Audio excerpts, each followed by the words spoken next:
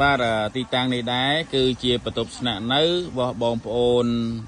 ពលករឈុតថ្មីដែលត្រៀមមកធ្វើការនៅរោងចក្រសាច់មាន់ថៃហ្វូតកាប៊ិនបូរីនេះផ្លូវចូលមកតាមហ្នឹងណាផ្លូវចាក់បេតុងស្រួលណាបាទនៅក្រោយរោងចក្រប្រហែលជា300ម៉ែត្រពីរបងរោងចក្របាទបើយើងដើរទៅវៀងទៅខាងមុខវាចូល400ម៉ែត្រហើយបាទអញ្ចឹងយើងចូលមកណា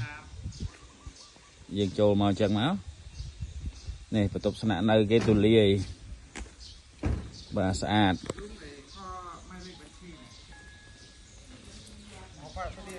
មេការយើងហើយនឹងប្រធានក្រុមហ៊ុន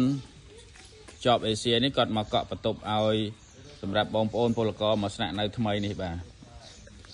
បន្ទប់ស្នាក់នៅនេះនៅខាងនេះគឺធំទូលាយបាទវាធូរថ្លៃឲ្យវាស្អាតដោយអាថ្លៃវាអត់ប្រាក់ទេតែបន្ទប់អូខេប៉ុន្តែយើងនៅបានហើយគឺ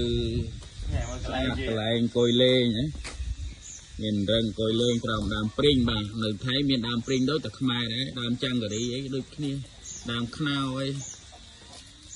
បាទនេះបន្ទប់ស្នាក់នៅអញ្ចឹងវាមិនទៅធំទលាយដូចខុនដូទេបាទមិនដូចខុនដូទេតែវាធូរថ្លៃបន្ទប់ស្នាក់នៅមាន1500និង2000បាទ